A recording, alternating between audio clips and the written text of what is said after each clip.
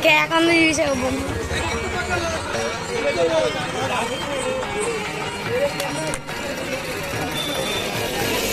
Nana, teman nak. Video.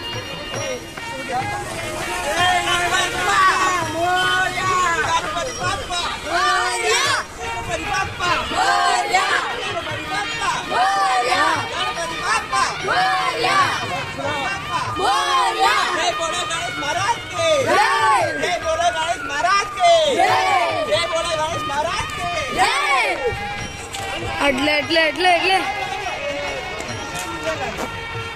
अरे बघा cycle ली म्हणते अरे साइकिल ली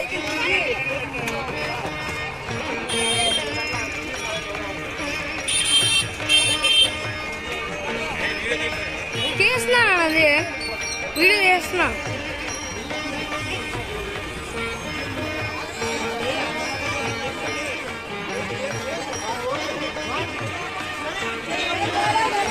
अरे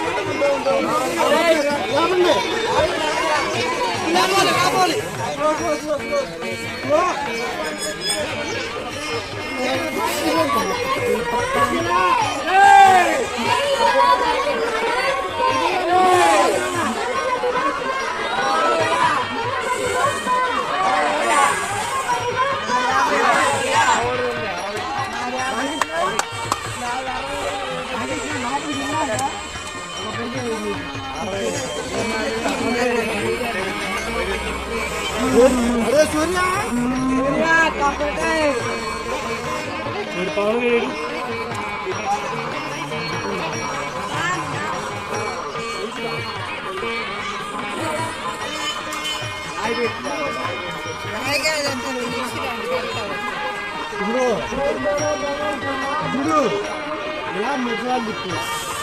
ఇలా మూడు తిప్పి మెల్లగా తిప్పుకోరా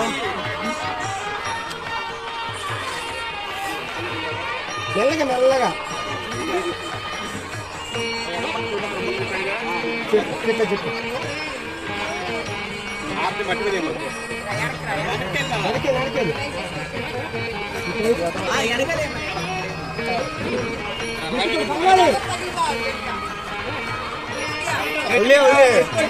వదిలే కింద తమ్ముడు వదిలేరా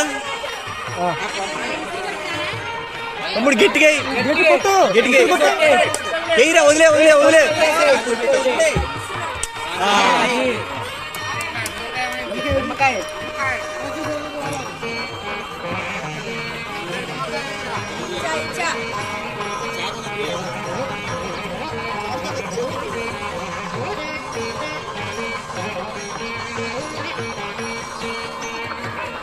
जय बोलो गणेश महाराज के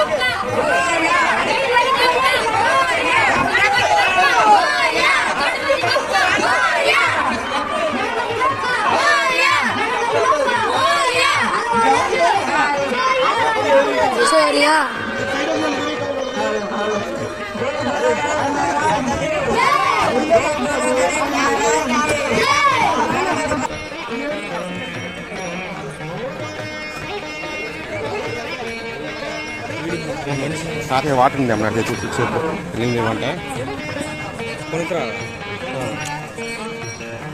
కాకర తీసుకోవాలి 10 తీసుకొచ్చి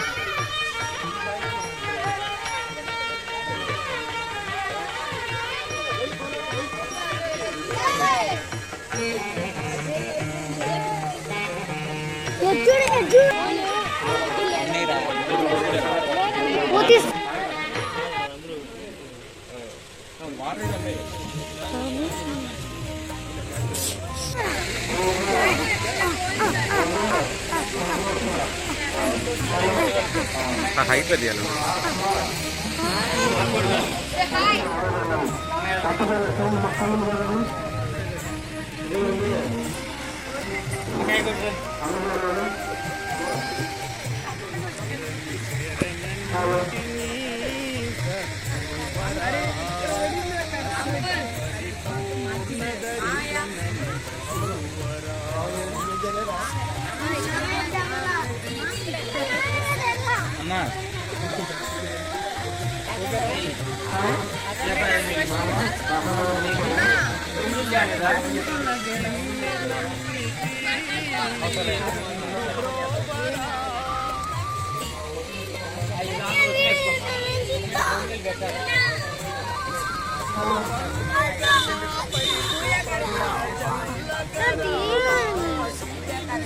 मैं तीन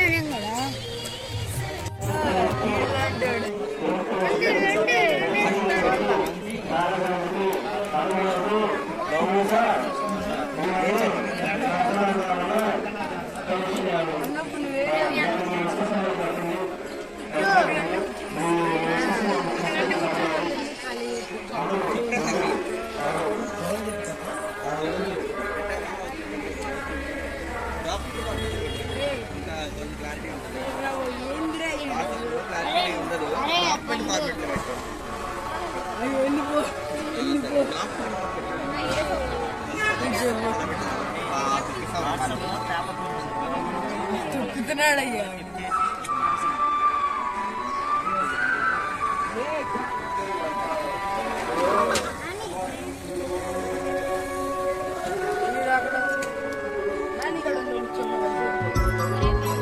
अरे आड़े बोलले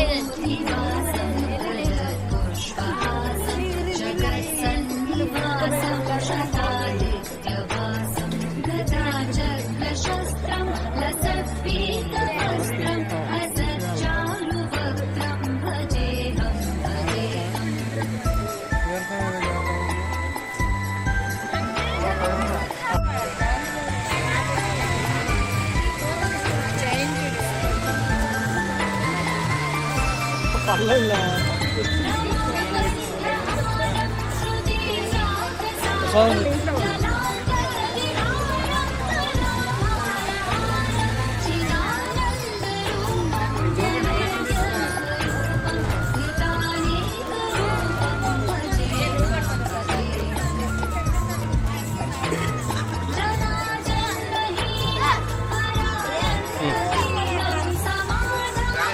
ఆ రోజు ఆ కమ్యూనిటీ సభ్యులు ఎవరైతే తెలంగాణ సమావేశం వాళ్ళకి తీసుకున్నాం కాబట్టి కేవలం వినాయక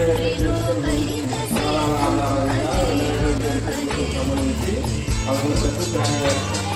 ఆ ప్రశ్నలు తెలుగు ఇంగ్లీష్లో అడుగుతాం.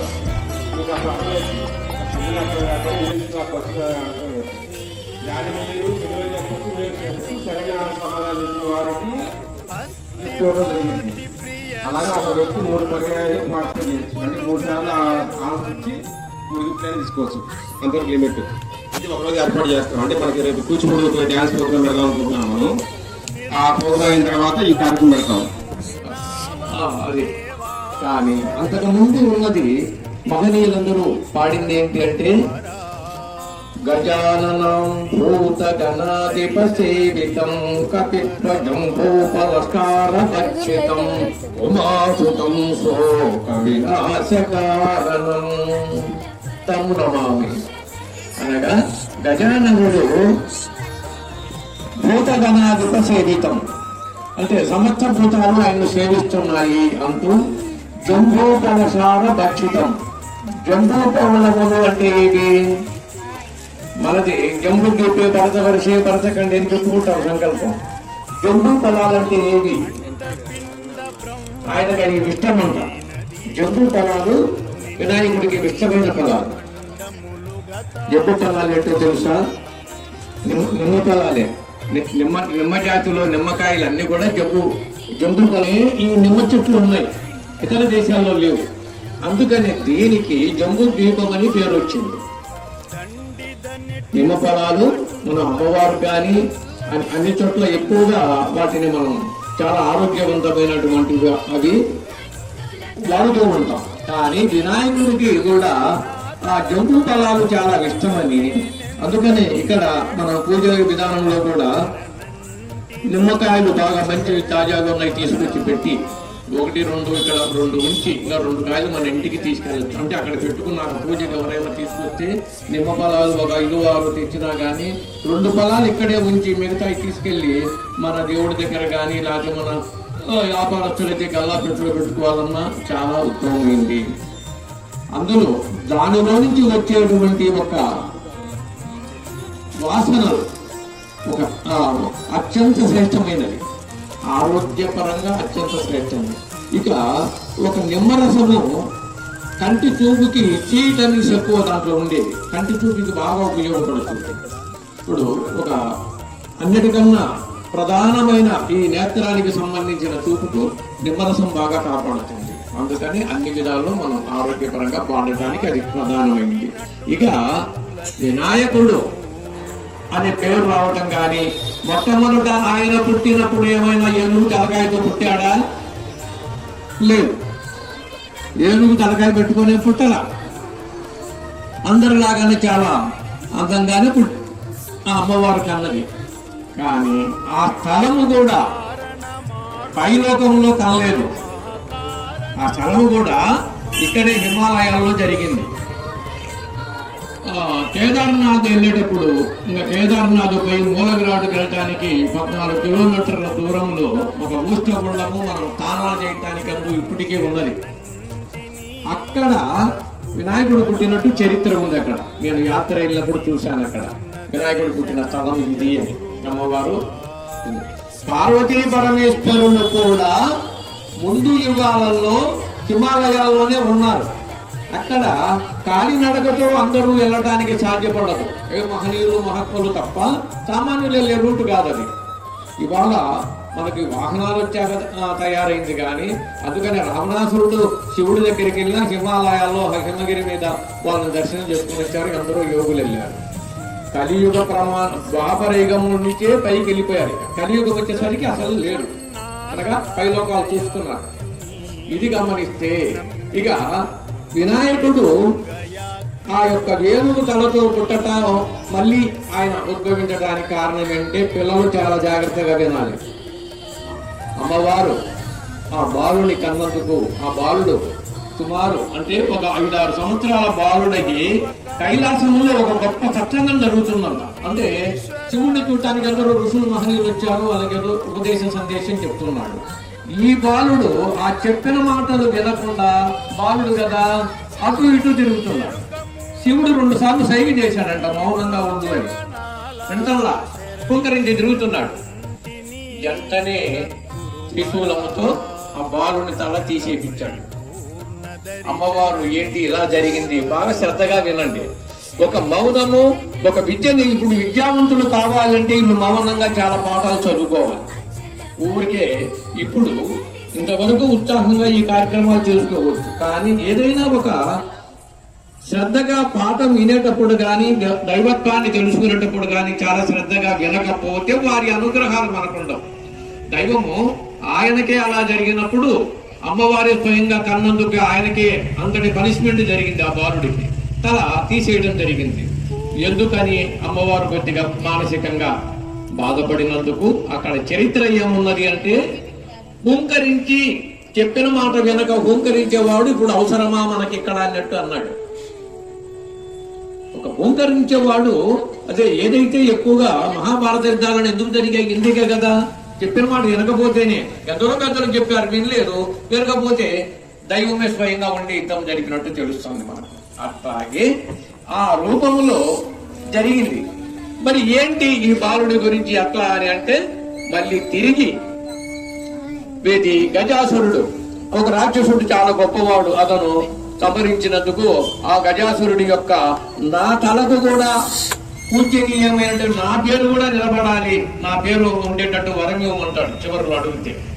సరే, అందుకని ఆ గజాసురుడి తల పేరు ఉన్నది. దానికి 2 రకాల చరిత్ర ఉన్నది. ఈ బాలుడికి ఉత్తర భాగాన తల పెట్టుకొని ఏ ప్రాణి అయితే ఉంటుందో దాని తల తీసుకొని రమ్మని చెప్పాడంట. అందుకని ఇప్పుడు కూడా ఉత్తర భాగాన తల పెట్టుకొని ఎవరు నిద్రించకూడదు. అంటే ఈ భౌగోళిక పరంగా కూడా అది మనకు అనారోగ్యానికి మంచిది కాదు. ఒకవేళ దోషము కూడా ఉత్తర వైపు తల పెట్టుకొని ఎవరు నిద్రించకూడదు. అలా నిద్రించే ప్రాణి వరకు తల తీసుకురమ్మని చెప్పినట్లు అది ఉత్తరం తలకాయ పెట్టుకొని ఆ ఏనుగు గజాసురుడు మళ్ళీ ఏనుగు అవతారంలో ఉన్నాడు. ఆ తలం తీసుకొచ్చి ఈయనకు పెట్టారు. పెడితే ఆ నుంచి లేచాడు. అయితే అక్కడ నుంచి ఏంటి, ఇక ఏనుగు తలకాయ, ఇక్కడ తొండము, ముక్కు. అది ఏనుగు ఆ ఒక్క ప్రాణి ఈ సృష్టిలో సమస్త పనులు ముక్కుతోనే చేసుకుంటుంది. ముక్కు మన జ్ఞానేంద్రియం. ముక్కు జ్ఞానేంద్రియం. ఈ జ్ఞానేంద్రియం ద్వారా ఏ ఆహారం తీసినా, చెట్లు ఎరగొట్టినా తొండంతో లాగి తర్వాత నోట్లో పెట్టుకుంటుంది. అనగా మన జ్ఞానము చేతనే మనము జీవించాలి, తెలుసుకోవాలి, అప్పుడే నువ్వు బాగుపడతావు అని నీ జ్ఞానమే నిన్ను ఉద్ధరిస్తుంది. ఆ జ్ఞానమే దైవ స్వరూపము, బ్రహ్మ పదార్థము. అటువంటి బ్రహ్మ పదార్థాన్ని నిన్ను నడిపిస్తా ఉంది. అది ఎవరు నడిపించటం లేదు. నీలో ఉన్న జ్ఞానమే నిన్ను నడిపిస్తా ఉంది. అది తెలుసుకోవటమే ప్రధానంగా ఈ యొక్క ప్రాణులలో అది శ్రేష్టమైనది. అందుకని లక్ష్మీదేవి యొక్క ఫోటో దగ్గర అటు ఇటు ఏనుగులనే పెడతాడు. అంటే ఆ యొక్క జ్ఞానానికి చిహ్నంగా ఆ ముక్కునే మనం పూజించడం జరుగుతుంది. ఇక్కడ ముక్కు జ్ఞానేంద్రియం, ఆ చిహ్నమే. అటువంటి యొక్క జ్ఞానం అందరికీ కలిగి ఉండాలని దాని యొక్క అంశాన్ని అక్కడ పెట్టినందుకు ఆయనకు పనిష్మెంట్ జరిగింది, ఉన్న తల పోయింది కదా, మళ్ళీ ఇది వచ్చింది.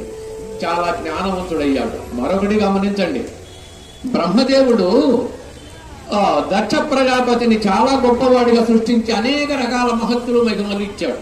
ఆయన ఎవరినైనా చేపించినా ఈ పని చేస్తాయి, అంతటి బ్రహ్మదేవుడు అంత వరం ఇచ్చాడు.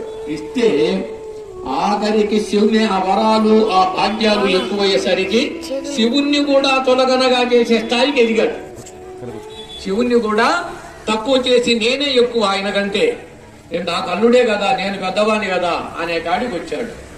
అటువంటి వాణ్ణి దక్ష యజ్ఞంలో శివుడు ఆయన ప్రతినిధిగా పంపించినటువంటి వీరభద్రుడు అవతారం ఒక తన జడల ద్వారా సృష్టించాడు. అపారమైనటువంటి భయంకరమైన ఒక శక్తి స్వరూపాన్ని. అతను వెళ్ళి అతని తల నరికాడు. నరికితే మళ్ళీ అందరు కలిసి పోగా ఏంటి పరిస్థితి అంటే గొర్రె తలకాయ పెట్టారు. అతనికి ఒక గొర్రె తలకాయ తెచ్చి పెట్టారు. మనం దక్ష యజ్ఞం సినిమాలో కూడా చూస్తే అర్థమైపోతుంది. గొర్రె తలకాయ పెట్టారు, ఇంకా గొర్రె తలకాయతో బతికాడు. అంటే అంత పనిష్మెంట్ జరిగితే ఉన్న అహంకారం అంతా పోయింది. ఆఖరి గొర్రె తలకాయతో బతికాడు.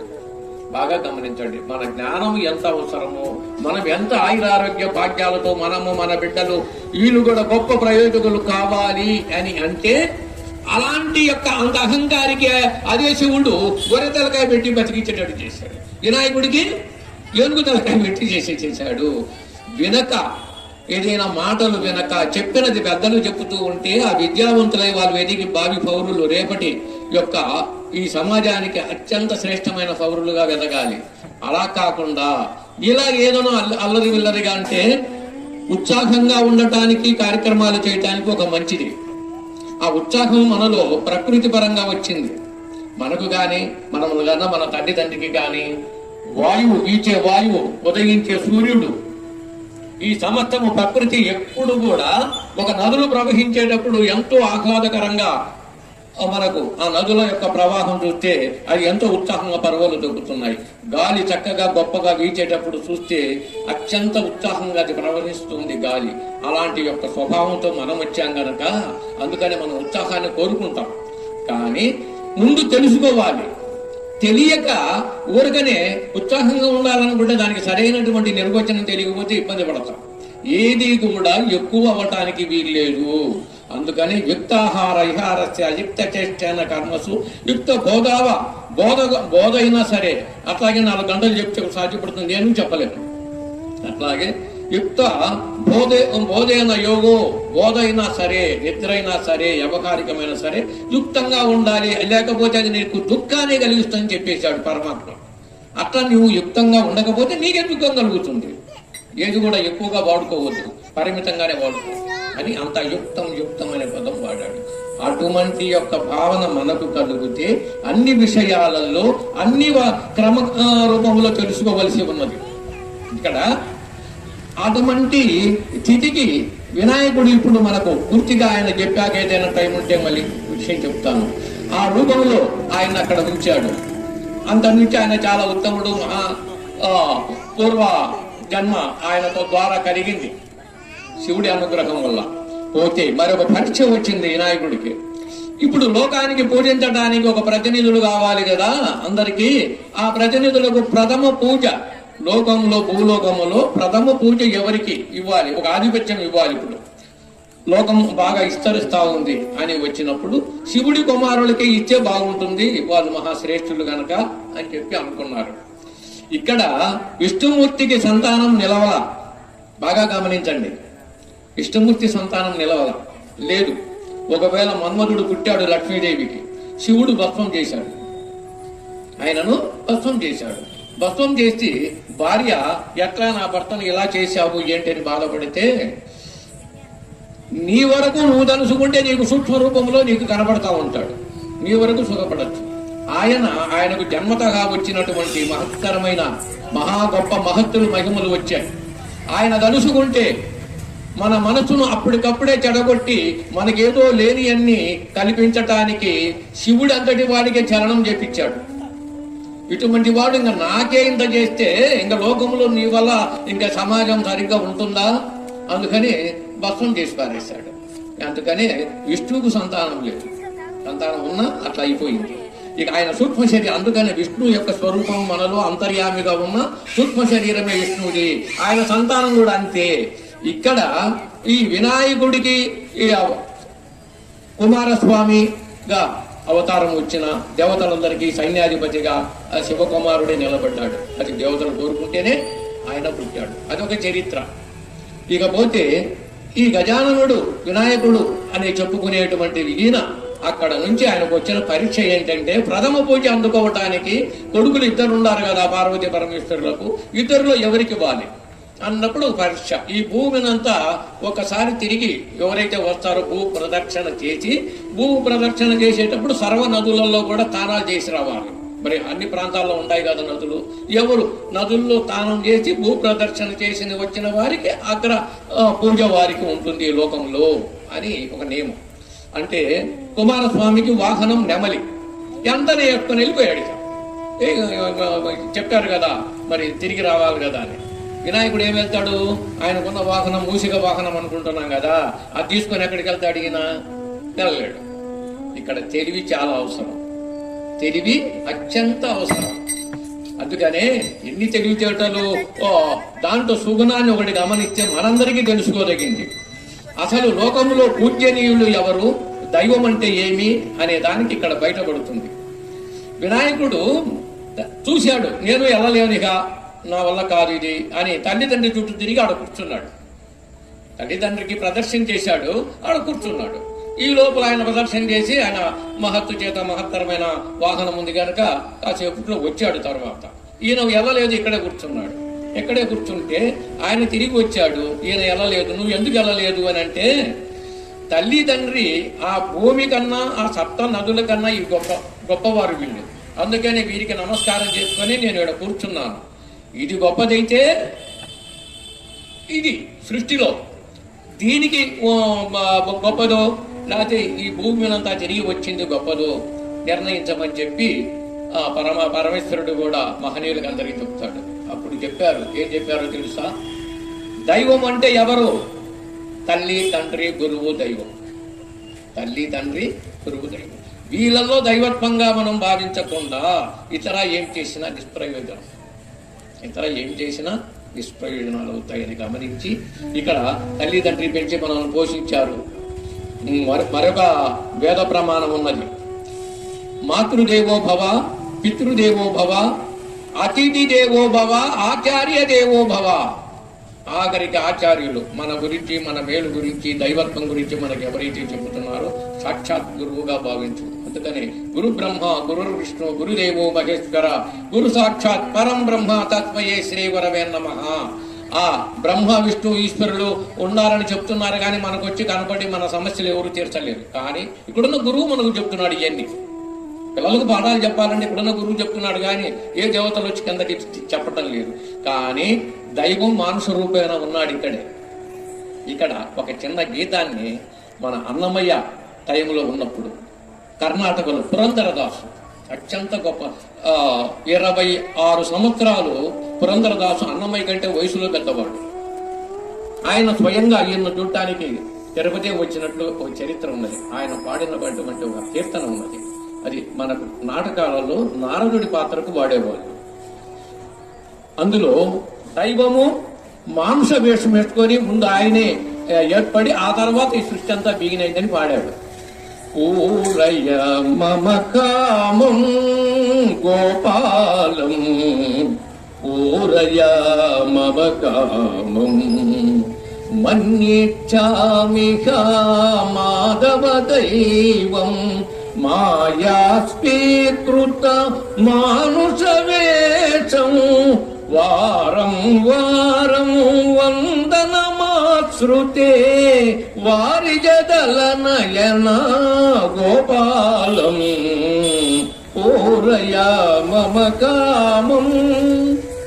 ఈ గ్రహాలున్నాయి, 7 వారాలున్నాయి. 7 వారాలకు 7 కేంద్రాలు ఉన్నాయి ఈ దేహంలో. అవి అన్ని పనిచేస్తుండాలి ఎప్పటికప్పుడు. అది పని చెయ్యకపోతే మన మనసుకు బుద్ధికి తెలియదు లోన పనిచేసే ఆ పరమాత్మని నడిపిస్తున్నాడని. ఆఖరికి మానుష వేషాలు రాముడి వేషం వేశారు, కృష్ణుడి వేషం అంటారు.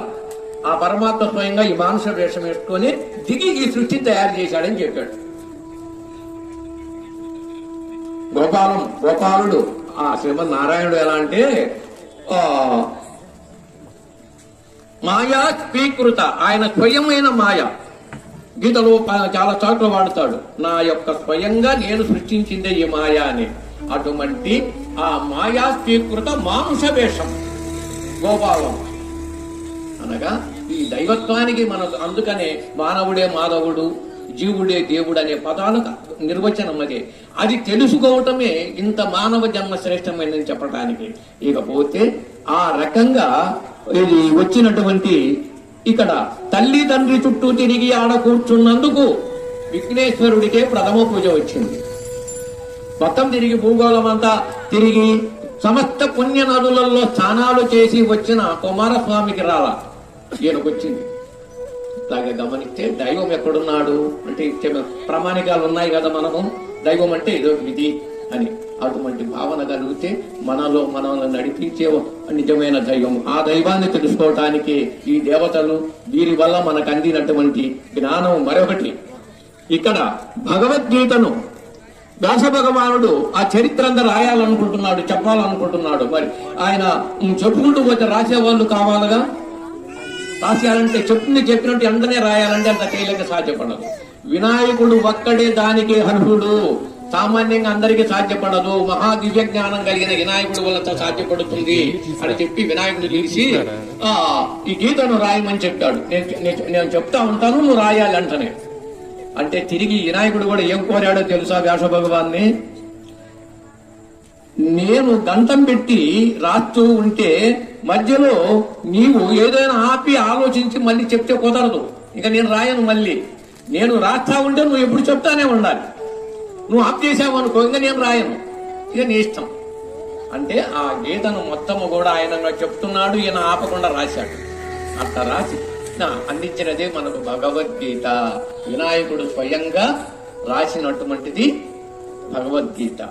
అటువంటి యొక్క దివ్య జ్ఞానము అది ఆ రకంగా పెట్టి ఆ రకంగా వినాయకుడుగా అనగా గజముఖుడు ఈ రకంగా వచ్చి అక్కడే ఈయనకు ఏకదంతం ఉపాస్మహే. ఏకదంతం అంటే ఒక దంతాన్ని రాయటానికి అప్పుడు తీసి ఇచ్చాడని కూడా ఉంది. అది రాయటానికి ఒక దంతాన్ని తీసుకున్నాడు ఆయన బయటికి. అందుకని ఏకదంతం అని వస్తుంది. ఇక్కడ ఒక పద సంయోగం చేసేటప్పుడు ఘంటసాల గారు గానం చేసినప్పుడు పండితులు కొంతమంది విమర్శించారు. అనేక దంతం భక్తానం ఏకదంతం ఉపాస్మహే అని వచ్చింది. అనేక దంతాలు ఎక్కడున్నాయి ఆయనకు? మరి ఏకదంతం అని కూడా పాడాడు. ఆ శ్లోకాన్ని మనం పాడేటప్పుడు తెలుసుకోవాల్సింది ఎట్టో తెలుసా? గజాననం శుక్లాంబరధరం విష్ణుం శశివర్ణం చతుర్భుజం ప్రసన్నవదనం ధ్యాయే సర్వ విఘ్నోపశాంతయే.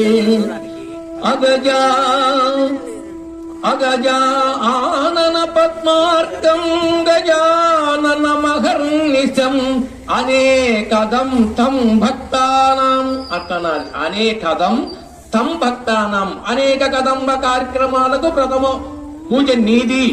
కదంబ కార్యక్రమాలు అంటాం ఇవన్నీ. అనేక కదంబ కార్యక్రమాలకు ప్రథమ పూజ్యుడు నీవు అని అనకుండా అనేక దంతం భక్తానాం అని కలిపంటే వస్తుంది. అట్లాగే దాన్ని విడదీస్తే అర్థం ఇది వస్తుంది. విడదీస్తే అనేకదం తం భక్తానాం. తం అనగా మా యొక్క తత్వానికి నీవు ఇలా ఉపయోగకరంగా ఇలా అనుగ్రహించడానికి ఉండావు అని నమస్కరించాడు. కానీ ఆ పాడే వరవడిలో అలా వచ్చింది. ధర్మాధర్మములని రాస్తామనుకోండి, ధర్మములని రాశాము.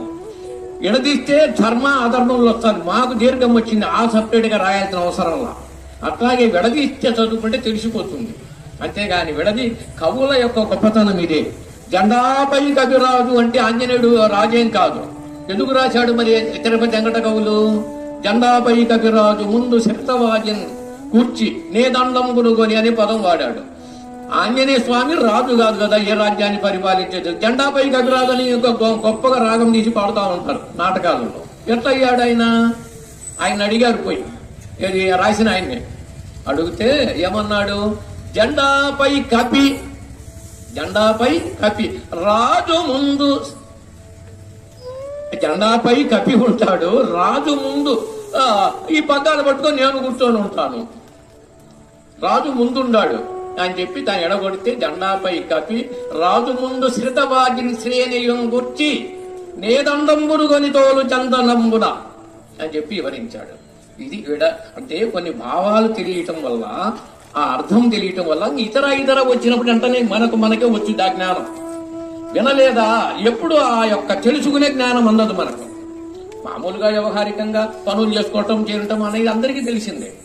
అందుకని మహామహులైన రారాజులైన ఒక పెద్దలను గురువులను ఎందుకు ఆశ్రయించి వెళ్ళారంటే ఇలాంటి తత్వం తెలుసుకోవటం కోసమే. దాని గుండా చాలా అవసరం కూడా అని. అట్లాగే ఇక్కడ విఘ్నేశ్వరుని యొక్క పూజాతత్వానికి, ఆయనలో ఉన్నటువంటి ఆ యొక్క తెలిసి తెలియని అజ్ఞానముతో మనము కూడా బాల్యములో పిల్లలే కాదు, ఇప్పుడు ఎంతో శ్రద్ధగా చెప్తే గాని కూర్చున్నారు. కానీ అది సహజము. కానీ ఆ తత్వాన్ని సమూలంగా ప్రశాంతంగా వాతావరణంలో అప్పుడప్పుడు తీసుకొని వస్తూ ఉంటే వాళ్ళకు ఆ ప్రశాంతత ఏర్పడితే జీవితంలో కూడా చాలా గొప్ప వాళ్ళు అవుతారు. అట్లా లేకపోతే ఇప్పుడున్నటువంటి కాలమానం అత్యంత భయంకరంగా ఉంది. ఇప్పుడున్నటువంటి కాలమానం ఎలాంటిదంటే, సైంటిస్టులు ఒకటి చెప్పారు, నెగటివ్ పాజిటివ్ అంటే ఉంటే పాజిటివ్ అనే వాతావరణం పోయిందంట. ఎవరికి వాళ్ళు నెగటివ్గా ఆలోచించి వచ్చింది, చాలా ప్రమాదకరమైంది. అది మనకు ప్రకృతి చాలా వరకు కాలుష్యం ఏర్పడింది అంటున్నాం కదా, ఆ కాలుష్యం గురించి మనకట తెలియాలంటే చెప్పాడు, నీ ఇంటి చుట్టూ నీ ఇంట్లో కూడా నీలో ఉండేది ఒక రకం ఉంటుంది, నీ ఇంటి చుట్టూ కూడా ఒకసారి నెగటివ్ పాజిటివ్ వచ్చింది అక్కడికి వాతావరణంలో. అంటే మన ఇళ్ల కాడున్న చెట్లు ఏదైనా కలిసి మొక్కలు పూల మొక్కలు పెంచుకుంటున్నాం, అది చీడబట్టినట్టు ముడుచుకుపోయి అయ్యంతకయ్యే ఎండిపోతా ఉంటాయి.